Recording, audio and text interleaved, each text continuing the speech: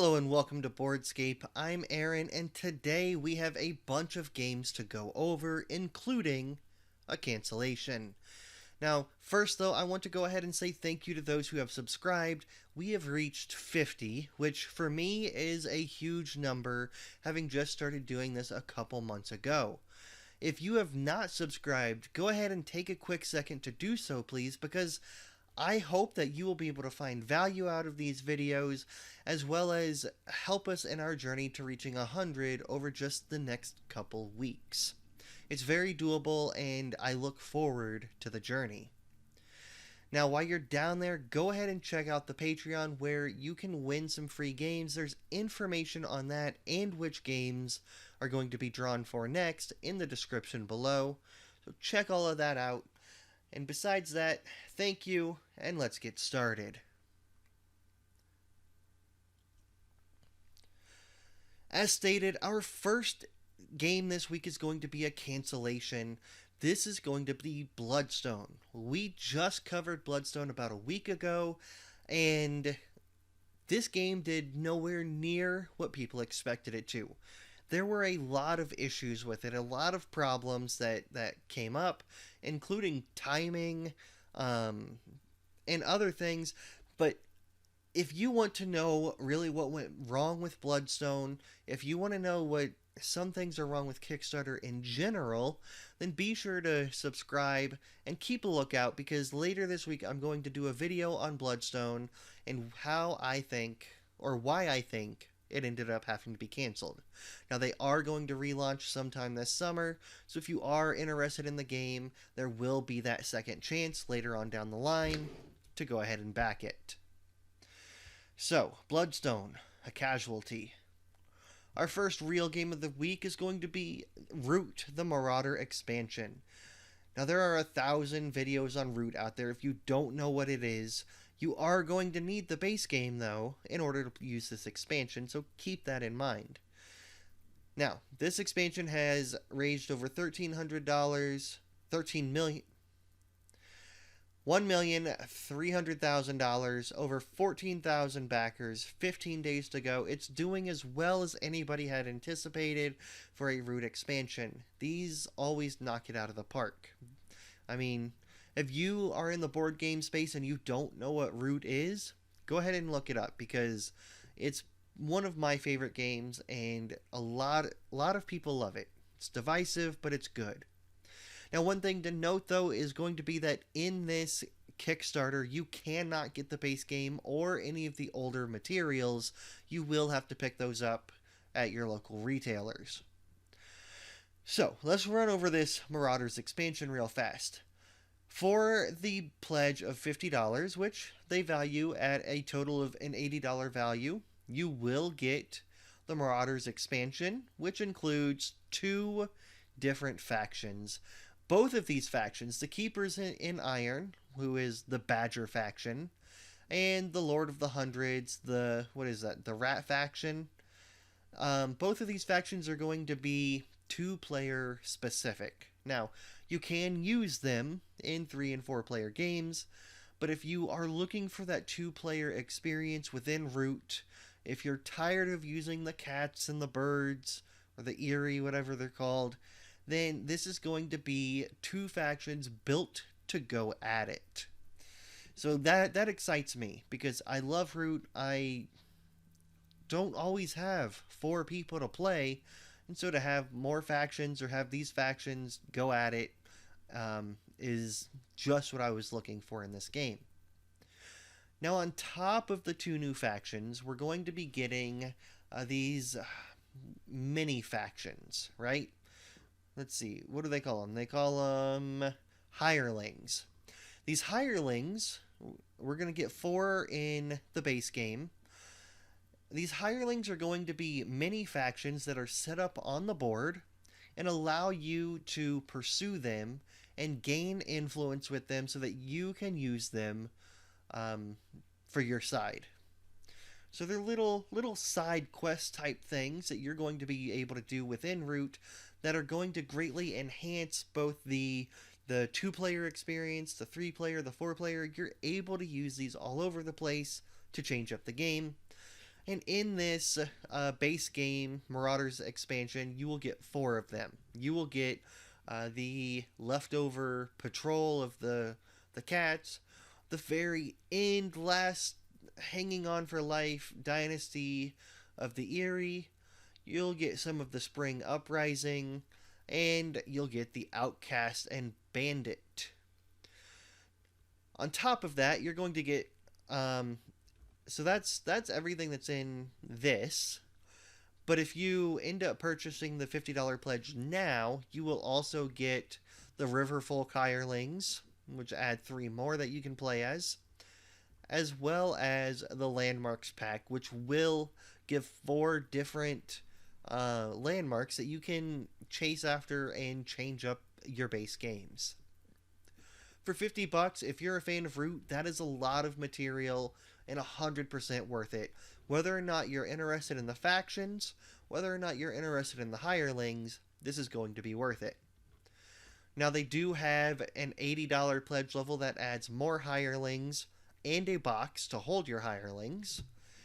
So the cover for the box is coming soon, but you also get 6 more hirelings. You get the Moles, the Corvid, as well as 2 other factions, the Traveling Band and the Alistor, the Protector, as well as the Badger and Rat hirelings, which will be the hirelings for the 2 new factions that you get in this game. On top of all of that, you can also pledge to get the Clockwork expansion too. Now, for those that don't know, the Clockwork expansion is the automated versions of the base game factions, so that if you are playing solo, you can still set those up and have the game run itself as you are playing. If you're playing a 2 or 3 player game and you want to make it a 4-player game, then the Clockwork expansion allows you to do that. This expansion number 2 is going to add the 4 factions from the Riverfolk and the Underworld, giving you a greater variety that you can use. Now, of note, you will need the Riverfolk and Underworld boxes or expansions in order to fully utilize these, but if you're getting this, I would expect that you would have those anyways. So there is a lot here. The $50 pledge looks the most tempting to me. I might end up going for the $80.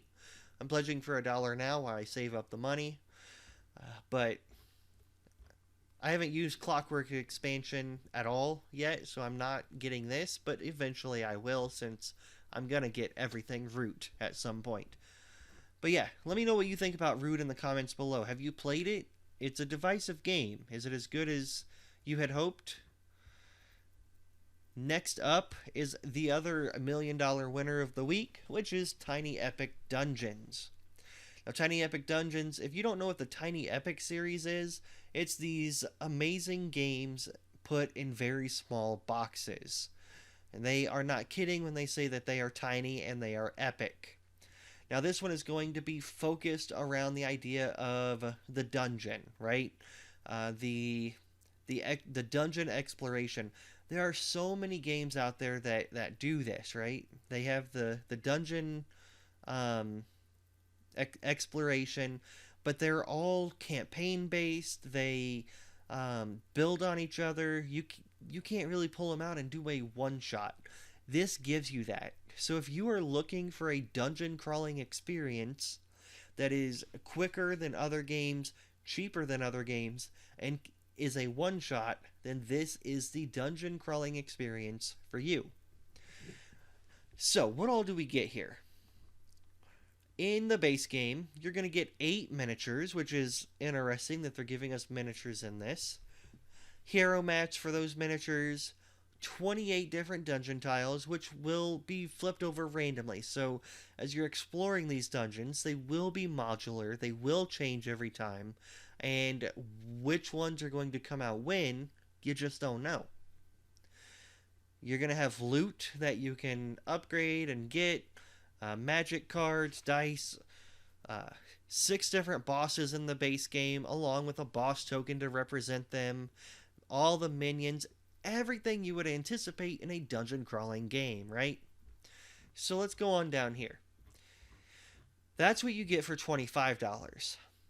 If you up it to 30, then oh, here it shows you a little bit here how as you go, as you explore more, you'll open up more areas that you can go.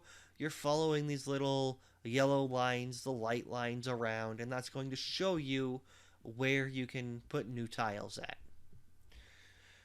So the deluxe edition, which I think is so the base is 25, the deluxe is 30, and is going to add these potion cards, extra bosses and extra minions, and one extra dungeon card, which looks to be as a potion area for these. So if you want for $5, if you're already getting this, you might as well, right? And they also have one additional one for $40. The gameplay all in gives you Tiny Epic Dungeons stories, which this gives you more heroes, story cards to go with them, more dungeon tiles, more loot, more bosses, more of everything. So you can get this gameplay all in for $40, have the quintessential dungeon crawling experience in a very small box that can be played very quickly and is going to be perfect for those that want to take it on a journey, for those that want to introduce other people to dungeon crawlers, or to those that love dungeon crawlers and really don't want to be bogged down with how much stuff there can be in those games sometimes. This is perfect. Tiny Epic Dungeons. I'm going to admit, I've never played a Tiny Epic game before. This is probably going to be my first. After that, we have Ragnarocks. Ragnarocks is going to be by the designer of Santorini, which has the Greek gods and the little building things that you're building up. An abstract game, and Ragnarocks is going to be very much along those same lines, but a different game. It's doing very well. $68,000, 1,400 backers, 16 days to go. Now, this will have a retail edition, so keep that in mind. And also keep in mind that it's not going to be expensive at $45 for the Kickstarter.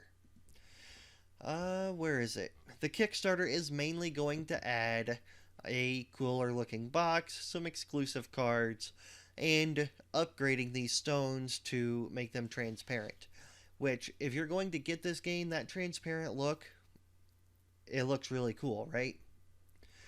So Ragnarok's is going to be a game where you are pretty much trying to claim the most land in Midgard. So you're going to play as some of these heroes, these Vikings, and as you do, you're going to move them throughout these tiles in a straight line until you hit a rock. And then you're going to lay another rock down. And you're basically going to be carving out Midgard, trying to separate all the Vikings that are on the board. When no Vikings can possibly get to any of the other Vikings, then the game is over, and whoever has the best space wins.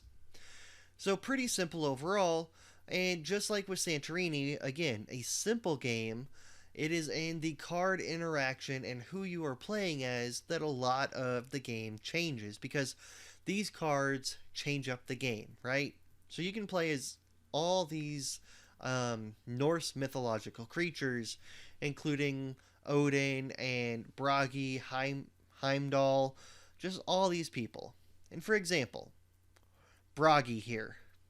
What he can do, before your move on your opponent's Vikings neighboring your... Move an opponent's Viking neighboring your selected Viking. So you're able to move your opponent around as well. Odin is going to have a little bit of a different setup and something extra that you can do at the start of your turn. If you like quick two-player games, then this is going to be for you, especially if you like asymmetry, because all these, I think they said there's going to be 25 of them, all these guys do different things. Tier here, after your move, Your selected Viking may trade places with an adjacent Viking. Nerthus. I'm going to screw all these up. Nerthus. When summoning a runestone. Your opponent cannot create a new region unless there is no other choice. So again, with 25 different guys that you can play as, it's always going to be different depending on who you're playing as and who your opponent's playing as. Quick, fun little game. If you're interested in it, it looks very good. Next, we have Sins, Spawn of Minions. Now, this is going to be a dark fantasy skirmish deck builder. And basically, this is going to be the second season of the Sins deck builder. The first season is already out. You can check it out on the BGG to see what people think about it and get a better idea of what Sin really is. So a quick overview here. It's done almost 50,000, 361 backers, doing about what I believe the first season did. Now, this is not going to be cheap, so I'm going to run down here. Basically, Sins, you're going to be playing as the sins in the Bible: wrath, greed, gluttony, sloth, envy, pride, lust. And each one's going to have its own deck that you can purchase. So, as we can see here, there's going to be 3 different boxes, a trilogy of boxes, if you will. This first one is going to be, have, what is this? The Spheres of Torment. Let me back up a quick second, because I want to tell you. There's going to be 3 different boxes, and each box is going to have 3 different sins in it. And if you want one box, it's going to be $60. If you want 2 boxes, it's going to be $108. And if you want all 3 boxes, it's going to be $170. So you're basically going to have to pick and choose which sins you want, or which boxes you want, unless you're going with that triple box. I don't like that, but maybe that's just the completionist in me. Besides that, the Sin Sphere of Torment box is going to give you the Wrath deck, the Greed deck. Is it just those 2? Oh, no. Yes?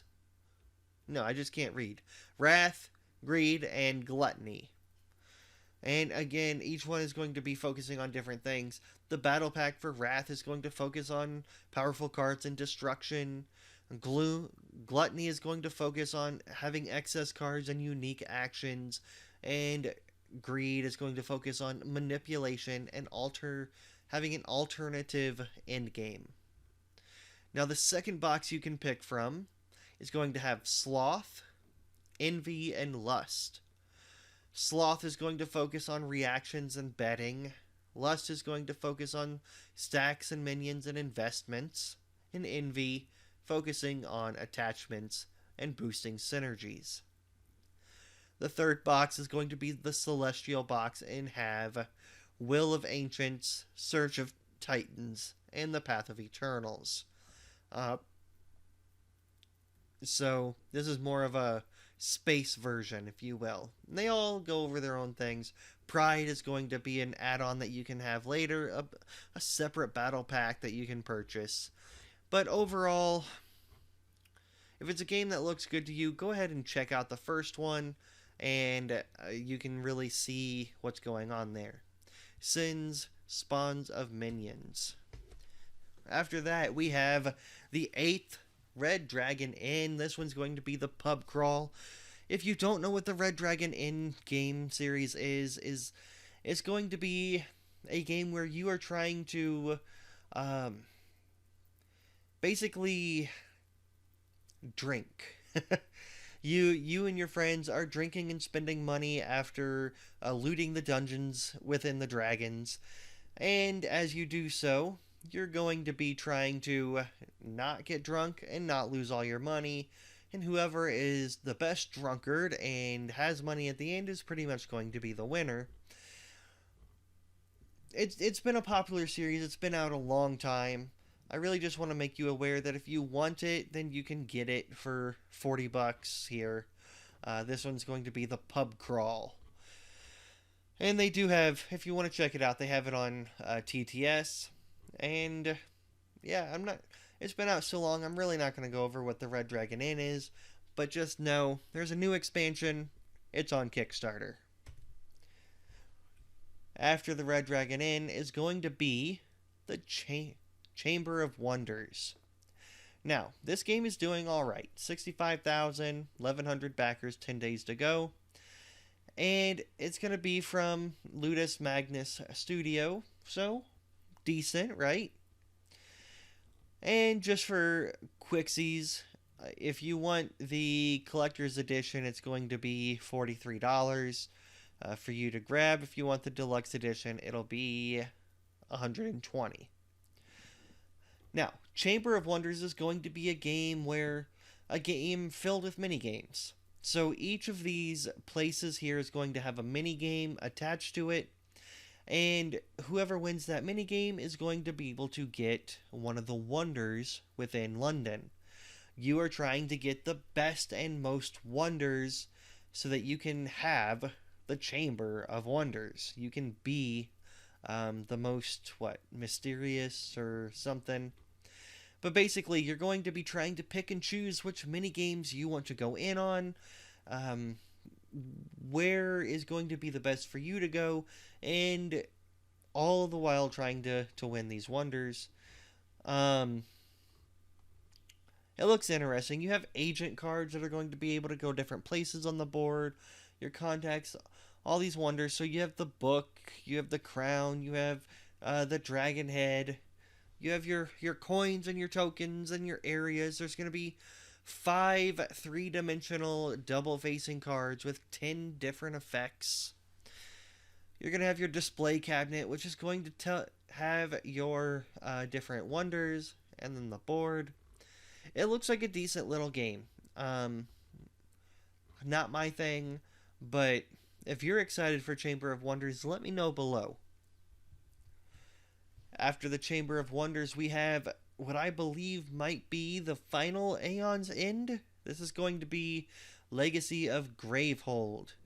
Over 3,000 backers, $370,000 raised. And this is going to be the follow-up to Aeons End Legacy. Now, if you don't know what Aeons End is, it is a deck-building game where it's going to be you and your team, the other players around the table, against a big boss. So, basically, a deck-building boss battler. Now, what's cool about this one, and what I really enjoy about it, is they have pulled out all the stops with this game. Which is good, because you're going to have to be paying $80 for it. And that's before shipping. It'll be $100 with shipping. Not unlike Aeons End Legacy. So, basically a civil war has broke out, and you guys need to settle it. Let's scroll down here to what we get. In this, if you have followed the story, then this is going to be the epic conclusion. If you've not followed the story, you're still going to be able to just play the game, basically. There's going to be over 20 playable mages, and twice as many nemesis as usual, 50% more cards. They've packed a lot into this. So, what's inside? You get 21 envelopes that have mages and nemesis to discover and unlock as you play throughout the campaign. And here are some of the nemesis. You get 13 of them. I think base Aeons End, which I have right back here, I think it had 4 nemesis in it, maybe 3. Whatever it wasn't a lot. But you can see that these are all very different people, and or monsters, or whatever you want to call them, that you are having to destroy. And then 21 mages. Over 900 cards. If you like Aeons End, there's no reason to pass this up. If you're not sure if you like it, or if you've never played Aeons End, then don't spend that amount of money. Go ahead and start somewhere else within the series. Probably Outcasts or Aeons End Legacy. Now, so Aeons End Legacy of Gravehold. After that, we have the White Screen of Death, also known as Cakes. We're going to have two cake bakery type games coming up, neither doing as well as people had hoped. Now, Cakes has funded. It's got over $6,000 raised, 160 backers, 9 days to go. And Cakes is going to be a game where you are building up. Oh, here. First, it's going to cost, what, $25? So not bad.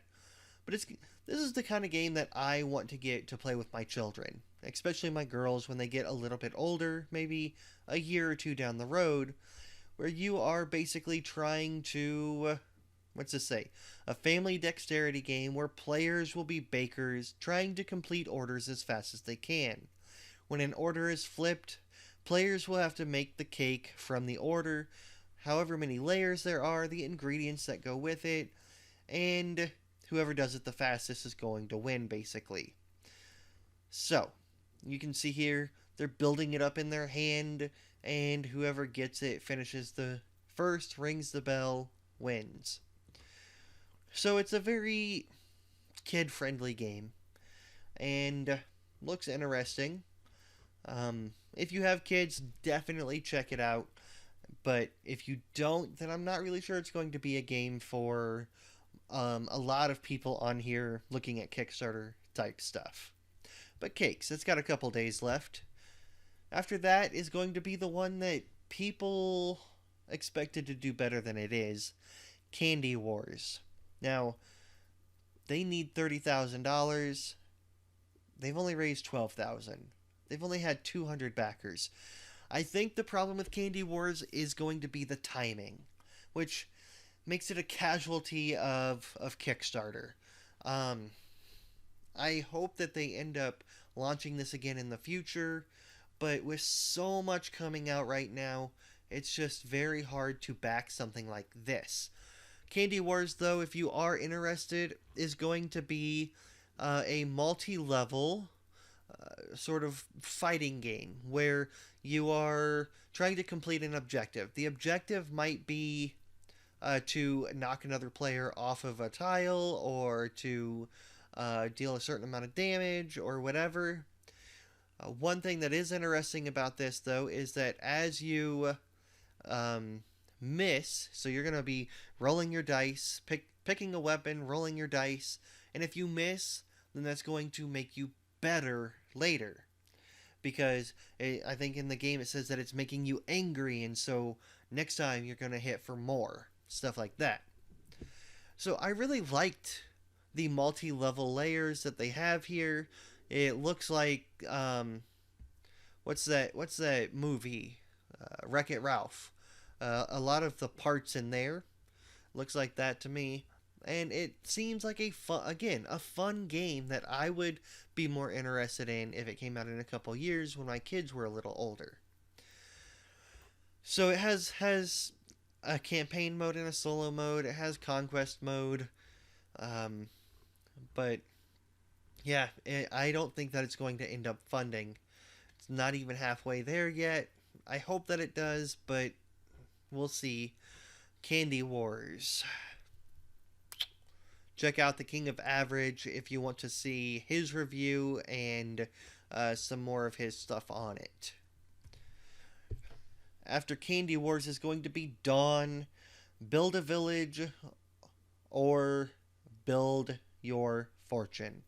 So basically, this is going to be a card game where you are choosing beforehand if you are going to play cooperatively or by yourself, but nobody else is going to know what anybody's going to be doing. So you're trying to toe the line of knowing, of trying to decide which way you want to go, as well as decide based off of your opponents or friends, depending on how they choose, their actions, whether or not they're playing for themselves or trying to build up the town.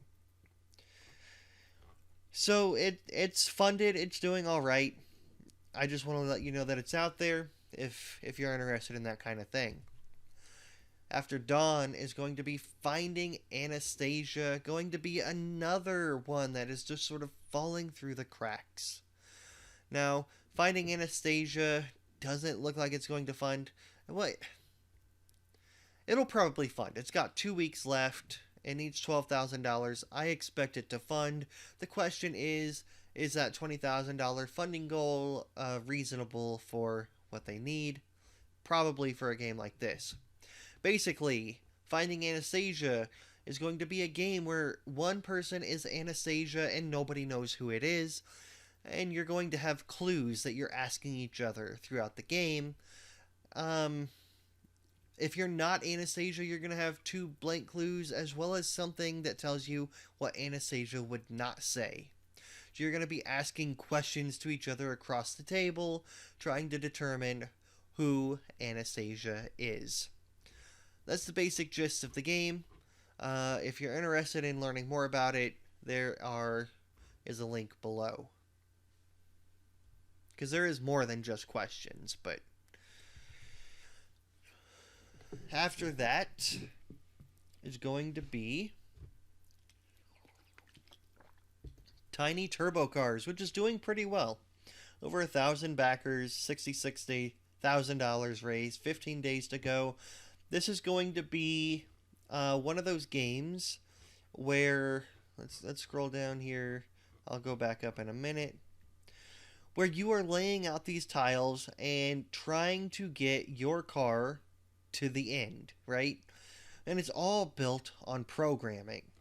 So you have these little cars that tell you where you're going with one empty spot, and you are pretty much moving your car while moving this around, trying to get the best programming language. That's not right. To get the best program on your car so that it can go the farthest and go the fastest, dodging things like fire and toys and water spills and whatever the heck that is throughout the tracks. So all sorts of hazards.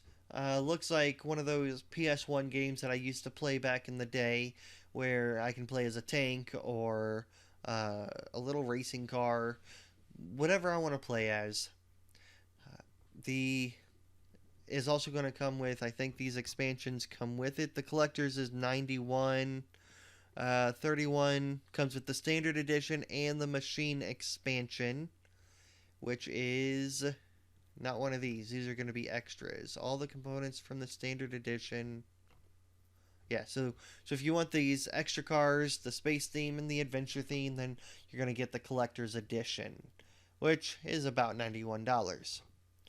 So, if you're interested in programming games, if you're interested in little fun car games, this is going to be for you, especially that $31 standard does not look too bad. A lot of people have gone that collector's edition, but with so much else coming out and coming out soon, we got Mythic Battles next month. We've got Everdell coming up soon. We've got all sorts of crazy things coming up that I could spend that extra $60 on. But hey, if this is your jam, go for it. Oh, you can see here how you're moving the car around and then going to do your engine from there. Tiny Turbo Cars. Fun little game. Wutaki. Again, not doing as well as people expected. This is basically going to be a worker placement game where you've got your workers, you've got your little areas, and you're going to be collecting resources and I don't even know what the frickin' heck that is. Dude, this game looks frickin' weird, man. Yeah, so Wutaki. I probably should have actually looked at this one beforehand, but I didn't. So let's see, how do you play? This is a minimalistic overview. You're going to be trying to control the different elements with your Tower of Power. I got a Tower of Power for you. You're going to be making sacrifices, aka getting rid of resources, and trying to collect bonuses. Bro, what is that? What is this game, man? You have 3 different types of workers to choose from, which I guess are based on the different shapes. You're going to be gathering resources, using omen cards to do different things, such as it looks like turning resources into other resources, or what is this? Visit a space already occupied by an enemy meeple. And you're going to be climbing the Pyramid of Doom. Now that's a pyramid scheme. So at the end of the game, the first to reach 100 points wins. Wutaki. Weird game of the week. Next, we have a game that I was excited for until I learned more about it. Batman the Dark Knight Returns. Now, it is doing well. It's raised $250,000, 2,600 backers, almost 2,700, 18 days to go. Batman the Dark Knight Returns is going to be a new game by Cryptozoic Entertainment, and that should have been my first red flag. I have tried a couple different Cryptozoic games and never enjoyed any of them. I know there are people that like them, and I've just not been one of them, and this doesn't do it for me. I want a good Batman game, right? I've not really liked the Gotham City Chronicles. I've not played it, but what I've seen from it and what I've heard just is not up my alley. And then I hear this game's coming out, and look at this board, man. Like, this looks like Candy Wars more than it does Batman. It's fugly. This is a solo-only game where you will be writing all over the board, connecting different locations that weren't connected before as you are going over the city trying to find where the bad guy is and beat him up, because that's what Batman does. You're going to have batarangs, which I guess that's a 4-sided dice then, right? Because the other 2 sides are pointless. So we've got some 4-sided dice, we've got some 6-sided dice, we've got some 8-sided dice. All sorts of tokens and standees.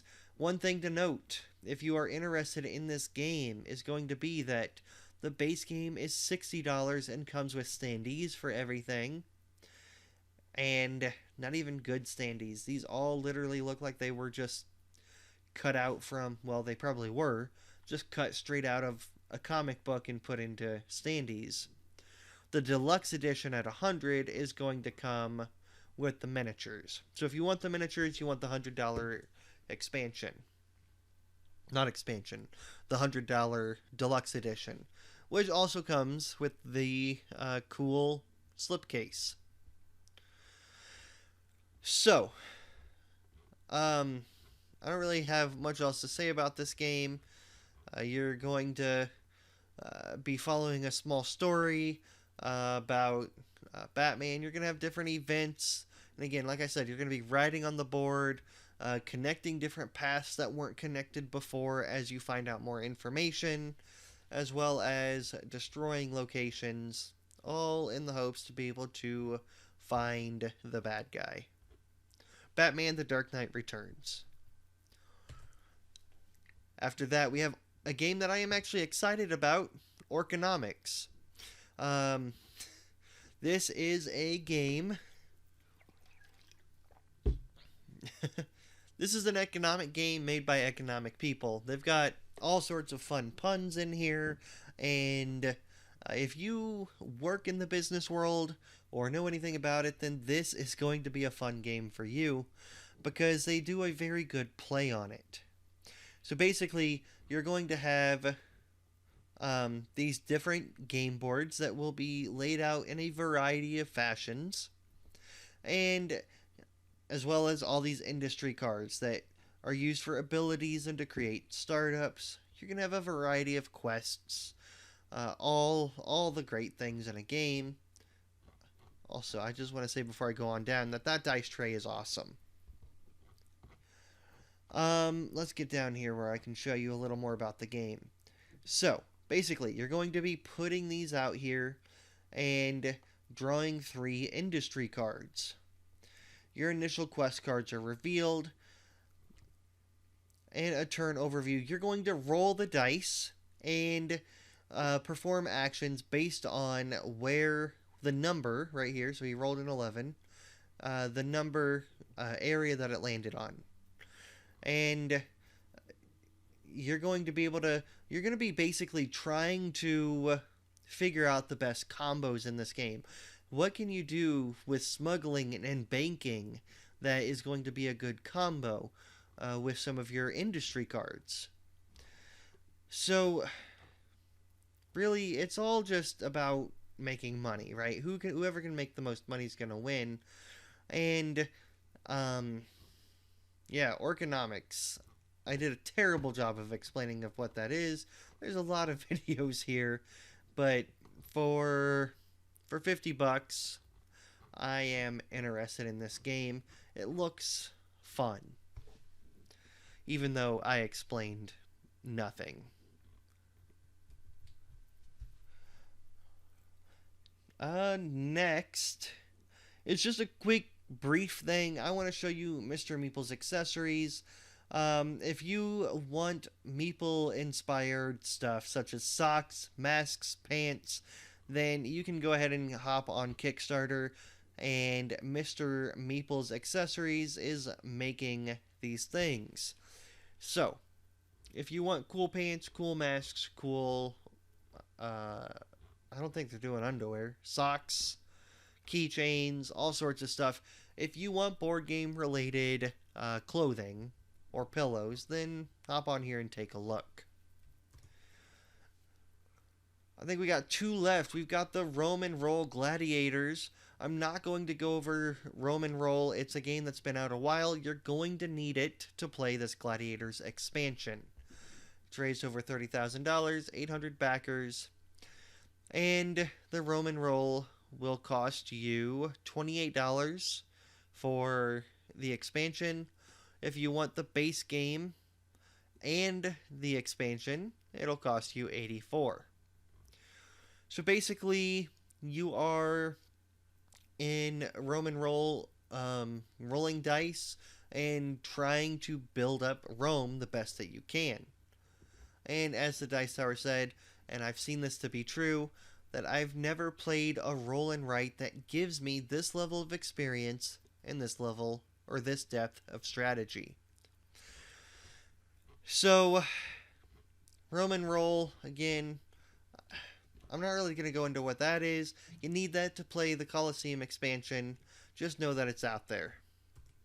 I think our last one of the week is going to be CULTivate, which is doing all right for a small game.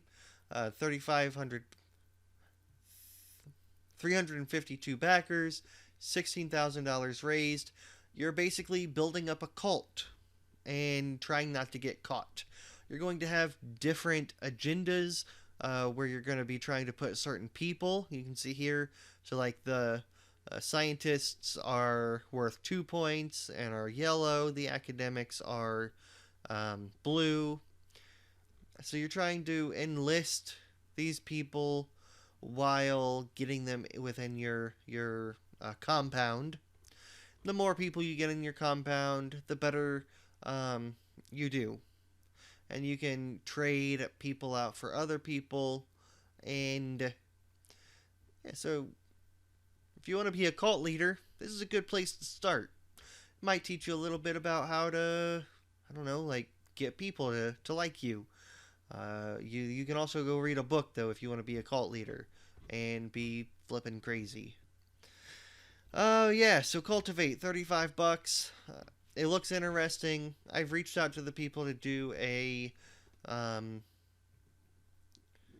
overview of this game, and while they had already given all their copies away, they were some of the nicest people that I've talked to so far in this industry. So thank you for you guys to Pops and Beju.